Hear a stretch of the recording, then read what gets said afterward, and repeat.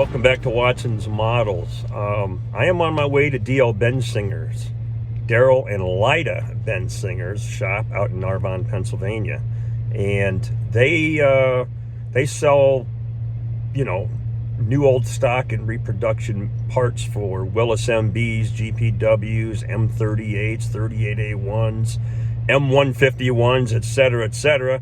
They have a whole laundry list of vehicles that they cover. But look, I built the M422 and the M422A1, I think it is, Mighty Mites for them, 35th scale. They were all resin kits, and those of you that have followed the build, I am way late at getting those things delivered. So we're on our way out there, and when I get there, I will turn the camera back on. Stay tuned. Yeah. Well, we made it all the way out to Narvon, Pennsylvania at D.L. Bensinger's. And this is pretty exciting because I'm standing next to the world famous Lyda Mite M422A1, and that would have been the long, I guess the long body version. And so before we show you the models up against it, I want to introduce you to Lyda Bensinger. Hi, I'm Lyda Bensinger from D&L Bensinger Military Vehicle Parts. Daryl and I sell parts for antique military vehicles from World War II up to CJ8 scramblers. This right here is the Mighty Mite, and if you've ever seen our logo, you've seen Daryl sitting in a Mighty Mite with the end tipped up. That's about how to explain it. And Daryl and the crew restored this Mighty Mite for me, which is called the Lyda Mite, and we took it to the National Convention in Louisville this year, and we won silver award in the motor pool class, and I'm really proud of the work that the guys did on it, and I really love driving it. It's a lot of fun. I think she needs to drive this so we can see what it looks like moving, right? Right? Woo! Woohoo! Yeah. Fire it up!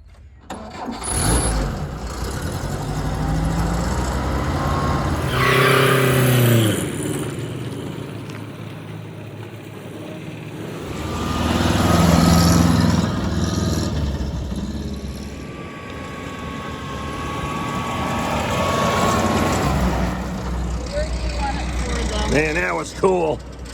Thank you. That was cool. You're welcome. You want to go for a ride? Oh yeah, let's go for a ride.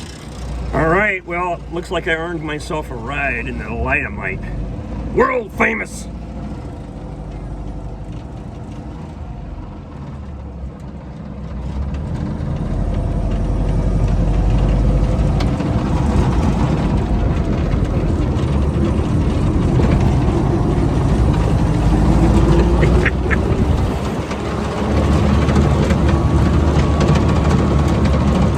This is cool. That was like the first time I really drove it.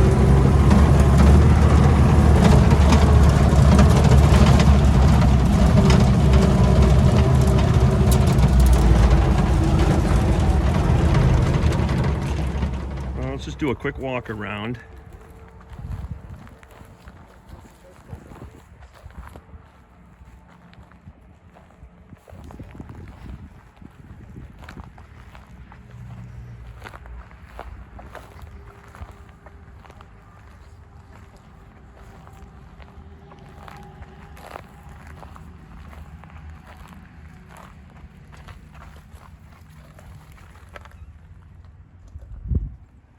So you guys have been following the build on the M422 and the 22A1.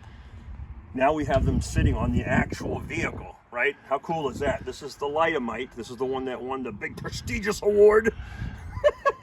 But anyhow, bring the camera in and we'll show you some stuff here. I've never seen this vehicle up close before. And when you start looking at the grille and some of the metal work that's down here, this grille work, and then the rot guard, I guess they would call that. This kit, it's a Czechoslovakian kit, had all of those details in metal, and these you would have to bend. So Both of the kits are pretty much the same, except one's a longer wheelbase than the other. But the details turned out really nice. Now, the instructions are difficult because they look like they're written by somebody in the 8th grade or whatever, so there's a lot of interpretation. I relied on Daryl's photographs that he sent me on some of these details to capture that in these vehicles. The only thing I wasn't able to do was to get the hood numbers and things like that correct because they were so small. I tried doing the printer and making my own decals. I just couldn't get it to work properly. So we went with the kit decals. But the presentation is there, right? So anyhow, I hope that Daryl and Lyda enjoy their models and that they like them. I can tell you, I will never build a resin kit again as long as I live. But I learned a lot of lessons. So what I'm going to do now is I would like to turn the camera around and have Daryl talk about the Lightamite. Maybe even pop the hood on this thing, show you guys what this thing's all about. Because he put a lot of effort into this and was working day and night to get this thing ready for competition. Actually, I think you were getting it ready for Dee's road march or whatever she was doing out in Gettysburg. So anyhow, let me turn the camera around. So yeah, so like in 2015, maybe even 14, so the year, my wife's standing over here, by the way. Was it a year after we got moved in? Doesn't matter. I got a Jeep, CJ2A, and I really needed, I wanted to put the shorter windshield on because I wanted to militarize the vehicle. And you guys might remember that red one I had. It was just an awesome Jeep, but I didn't know where to get parts from. So if anybody in the Jeep building community got the original, how to build a World War II Jeep video that was on DVD, then you know who Daryl Bensinger is. You know who DL Bensinger is. And I ordered a windshield and I drove all the way out here to Narvon, PA to pick that thing up. And I didn't get a chance to meet him at the time, but man, look who I just stumbled upon. Yeah. So today, even though we do World War II parts quite a bit, we also specialize in the Mighty Mite, and that's what this is here today. The Mighty Mite was designed in the late 50s. They only built 4,000 of them, only built them for the Marine Corps. The idea was the Marine Corps come up with this vertical envelopment idea, vertical envelopment strategy. They wouldn't have to splash in the ocean anymore. They would helicopter lift right off their boats right into the land. So they needed a Jeep that could be picked up by the early helicopters, and in the 50s, they were designing that. Sikorsky helicopter with the rotary engine was what they had at the time. They didn't have any Hueys then. So they went to a lot of work to design and build this vehicle. Aluminum air-cooled V4 engine, aluminum body, all kind of lightweight parts on this, so it could be airlifted with a helicopter. And by the time they started production in the 60s, the technology of the helicopter had outpaced the technology of the Jeep, and they didn't actually need it. So helicopters, as you know, by early Vietnam could pick up a regular Jeep, they could pick up howitzers. Next thing you had sky cranes, and the vehicle was designed and built for a hole that didn't exist when they got there. So this is the design they come up with. This is why it's so small. It does have some heavier duty items on it. This windshield is a later model heavier duty one because the early one was so thin it was fragile. The spare tire carrier, they didn't even bother with a spare tire on them. Everything they could get rid of to save weight, they left off. I can give you a look at this air-cooled V4. It's a real unique engine. You've already heard it run. Nothing sounds quite like it. And it has the M series 24 volt systems, but it's a air-cooled V4, and it was not used in any other vehicle. So it's a unique design all the way around. It has a inboard brakes. The brakes are in on the differential instead of out on the wheel, which makes it a little funny when you stop. It kind of rolls back because there's a little bit of slop in your differentials and U-joints. But that's the M422 Mighty Mite. This, believe it or not, is the long wheelbase model. There was one 6 inches shorter.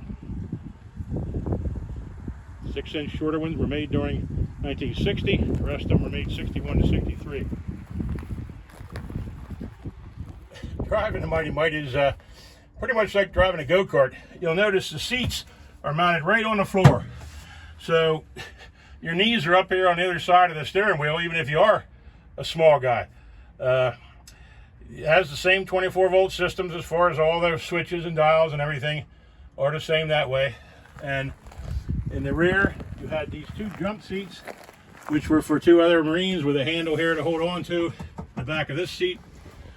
The very early models had 2 seats inside the rear tailgate and did not have these jump seats up on the fenders, and those seats didn't survive at all. They just collapsed almost immediately. I don't know what the engineering wasn't too good on them. So those were dropped after the first year in 1960.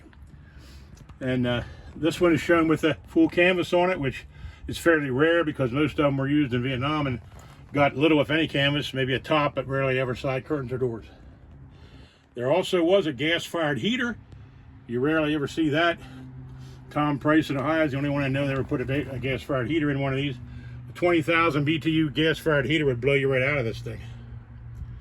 But that's pretty much the basics of the Mighty Mite. Since Mike is quite the model builder, I found him as a model for him to keep or do whatever.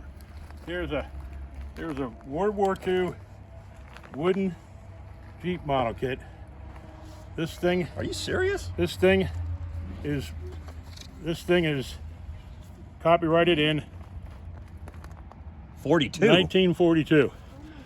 So there's a all wood Jeep model, not built, from 1942. Wow, thank you. Yepper. I'm not building this, by the way. This is curio cabinet stuff. That is. There you go. Thank you, buddy. And yep, for sure. I appreciate that. For sure. Check that out. I've never seen anything like that before. That's in great shape for 1942. It is. You're lucky to find it. Wow. Thank you. All right, so it's about time for us to wrap up this video, but we're not going to do it before we have a toast of Lida's famous cookies. You gonna grab one? I'll grab You one. gotta grab one, man. Heather. I'm getting one. It's my wife, Heather. Hi, everybody. Cheers. Toast. Roast Prost. to the Mighty Mite. There you go. All That's his right. wagon.